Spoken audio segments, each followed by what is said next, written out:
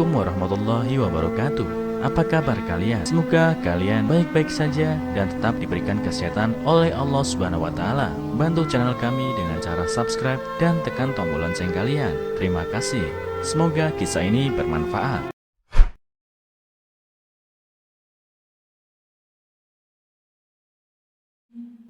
Non-muslim ini selalu menuntun motor saat azan. Alasannya tak terduga.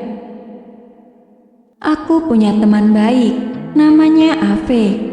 Saat awal-awal berteman dengannya, aku pernah salah sangka tentang keyakinannya. Aku kira kami satu keyakinan, sampai tibalah suatu ketika, menjelang Jumatan, Ave berkata, "Off saja dulu, ntar lanjutin lagi." Jumatan. Anggota kelompok yang berjumlah belasan itu menanggapi beragam. Ada yang langsung bersiap-siap, ada pula yang ambil posisi tidur-tiduran. Aku pun mengemasi laptop dan peralatan menggambar lainnya. Saat itu, jelas prasangkaku bahwa Ave adalah seorang muslim. Dia yang lebih awal ingat dan berinisiatif kerja kelompok dihentikan sejenak demi sholat Jumat. Namun ternyata aku salah besar ketika aku dan beberapa teman berjalan menuju masjid terdekat. Ave malah tak beranjak dari laptopnya. Aneh, aku pun berulang kali menoleh ke arahnya. "Heran ya," ucap salah satu teman di sampingku. Aku mengangguk, yaitu beda keyakinan dengan kita. Ternyata toleransinya sangat tinggi. Sejak SMA, aku kenal dia sudah begitu. Jelas orang teman yang ternyata satu SMA dengan Ave. Hari itu aku dibuat kagum. Baru pertama kali bertemu dengan orang seperti itu. Maklum, aku ini perantau dari pelosok yang masih belum banyak tahu tentang keberagaman. Hari itu juga aku tertarik untuk mengenal lebih dan berteman dengan Ave. Tak butuh waktu lama untuk bisa berteman baik dengannya, karena Ave memang ramah dan suka berteman. Setahun kemudian, kami pun semakin akrab. Wah, enak ya, yang sebentar lagi bakal bertemu orang tua. Celetuk Ave sambil mematikan laptop. Ave menggeleng dan menyampaikan kalau tabunganku tak cukup untuk ongkos dan tak mungkin pula minta orang tua yang hanya seorang petani berpenghasilan pas-pasan. Ave menawarkan pinjaman tetapi aku menolak. Ada yang lebih penting daripada uang. Kembalikanlah kalau sudah punya uang. Dicicil juga nggak apa-apa, lanjut Ave nyengir. Aku tetap menolak secara halus dan berusaha mengalihkan topik pembicaraannya. "Kayaknya kamu bakal paham kalau ikut ke rumahku." Ave segera mengambil tasku, memaksaku ikut ke rumahnya. Karena memang sudah tak ada kegiatan kampus dan beban akademik lagi, aku pun tak punya alasan lagi untuk menolaknya. Sebenarnya, aku juga penasaran seperti apa orang tuanya, hingga bisa mendidik anak yang punya toleransi seperti itu. Siang hari yang terik, azan berkumandang. Ave memperlambat laju motor dan menepi. "Kenapa?" tanyaku spontan. "Kamu gak dengar suara apa?" ucapnya balik nanya. Aku pun kaget, bercampur malu, usai menyadari azan zuhur tengah berkumandang.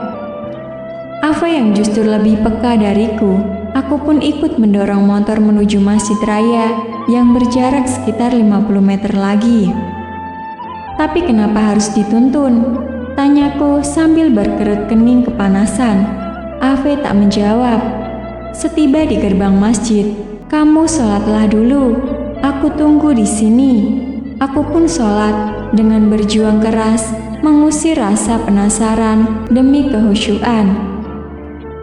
Dari dalam masjid, di balik jendela berkaca hitam, aku melihat Ave tampak seperti memasukkan sejumlah uang ke kotak infak besar di parkiran. Di dalam perjalanan, Ave berkata, "Coba kamu dengari baik-baik suara knalpot motorku ini. Berisik kan? Aku nggak mau suara azan terganggu oleh knalpot ini. Pernah aku ganti, tetapi adikku yang masih SMP nggak boleh, ngambek berhari-hari. Ya sudah, akhirnya aku yang ngalah. Makanya aku menghindari bepergian kalau menjelang azan, atau bila terpaksa, ya selalu aku tuntun kayak tadi." Jelas Ave. Sebuah alasan yang tak terduga olehku sebelumnya. Sikap toleransinya memang di atas rata-rata orang kebanyakan. Lagi-lagi aku dibikin kagum. Setiba di rumahnya, aku jadi tahu kalau Ave dari keluarga kaya. Sepertinya itu 4 rumah tipe 36 dijadikan satu. Ada petugas keamanan pula di depan pagar rumahnya. Anehnya, Ave mengajakku masuk dari pintu belakang. Sempat berpikir negatif, jangan-jangan dia nggak mau kakiku menginjak lantai ruang utama rumahnya. Makanya diajak masuk lewat belakang. Jujur, ada rasa tak nyaman dalam hati ini. Masa tamu diarahkan masuk dari pintu belakang? Pintu belakang pun terbuka. Tersuguh taman yang indah. Di pojok kiri terlihat ada bangunan spesial. Aku mengikuti langkah Ave menuju bangunan itu. "Kenalkan, ini ibuku, ini ayahku. Nah, yang ini adikku, yang paling kecil. Meninggal saat masih umur 2 tahun, tutur Ave sambil menunjuk batu-batu nisan. Sekarang kamu pasti mengerti ucapanku saat di kampus tadi. Ada yang lebih penting daripada uang. Kesempatan bertemu dan bercengkrama dengan keluarga tak ternilai harganya," lanjut Ave.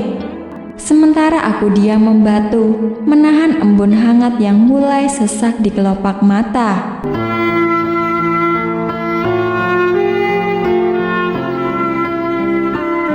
Assalamualaikum warahmatullahi wabarakatuh. Apa kabar kalian? Semoga kalian baik-baik saja dan tetap diberikan kesehatan oleh Allah Subhanahu wa Ta'ala. Bantu channel kami dengan cara subscribe dan tekan tombol lonceng kalian. Terima kasih. Semoga kisah ini bermanfaat.